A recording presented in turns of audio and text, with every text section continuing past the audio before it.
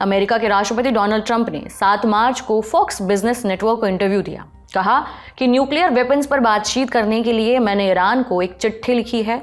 Iran को हमसे समझौता कर लेना चाहिए। अगर हमने मिलिट्री का इस्तेमाल किया तो बहुत भयानक होगा। ट्रंप ने इंटरव्यू में आगे ये भी कहा कि हम ईरान को एक और परमाणु बम हासिल करते हुए नहीं देख सकते।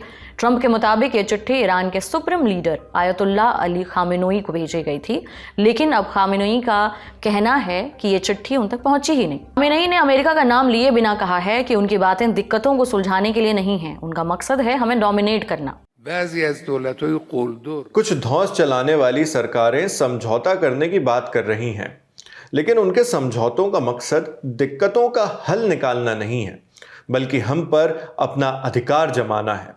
उनका कहना है कि आइए समझौता करते हैं और सामने वाले को हमारे मुताबिक सब कुछ मानने के लिए मजबूर करते हैं।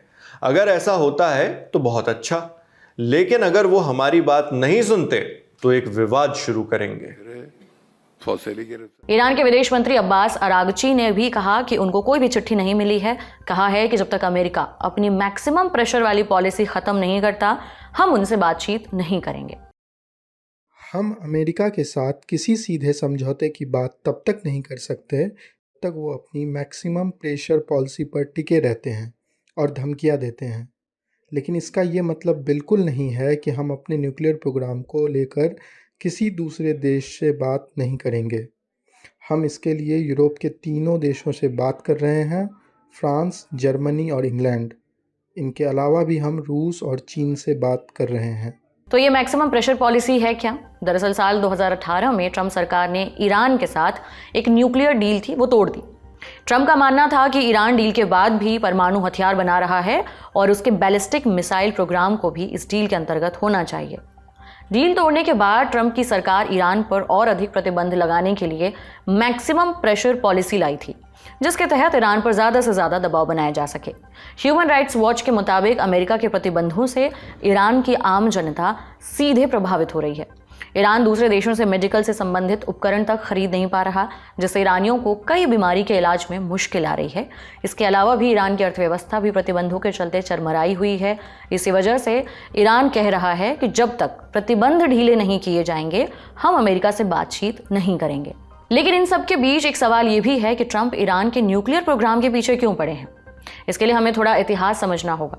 1979 की इस्लामिक क्रांति के बाद से अमेरिका और ईरान के रिश्ते खटास भरे रहे हैं। इससे पहले ईरान में अमेरिकी समर्थित सरकार चलती थी। अमेरिका ईरान के संसाधनों का इस्तेमाल करता था, लेकिन क्रांति के बाद सब बदल गया।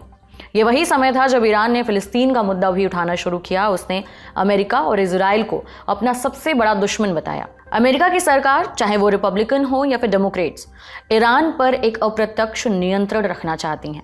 इसलिए 2015 में बराक ओबामा ने ईरान के साथ न्यूक्लियर डील साइन की थी, ताकि ईरान किसी भी तरह का कोई न्यूक्लियर वेपन ना बना सके। ये डील ईरान और 6 देशों के बीच हुई थी। ये देश थे अमेरिका, ब्रिटेन, फ्रांस, रूस, चीन और जर्मनी। इसे नाम दिया गया joint comprehensive plan of action, यानी JCPOA। इसका मूल मकसद ईरान को परमाणु हथियार बनाने से रोकना था। इस पर जुलाई 2015 में सहमति बनी थी। अमेरिका के तत्कालीन राष्ट्रपति बराक ओबामा ने कहा था कि इससे न्यूक्लियर हथियारों का खतरा कम होगा और ईरान अब कभी परमाणु बम नहीं बना पाएगा। फिर 2018 में ट्रंप चुनाव जीते। उन्होंने ईरान के साथ ये डील तोड़ दी। अब ट्रंप नए सिरे से ईरान के साथ ये बातचीत शुरू करना चाहते हैं, ताकि ईरान की परमाणु क्षमताओं को रोका जा सके। ईरान अमेरिका के न्यूक्लियर डील के बारे में हमने दुनियादारी के पुराने एपिसोड्स में विस्तार से बात की हुई है। वीडियो का लिंक आपको डिस्क्रिप्शन में मिल जाएगा।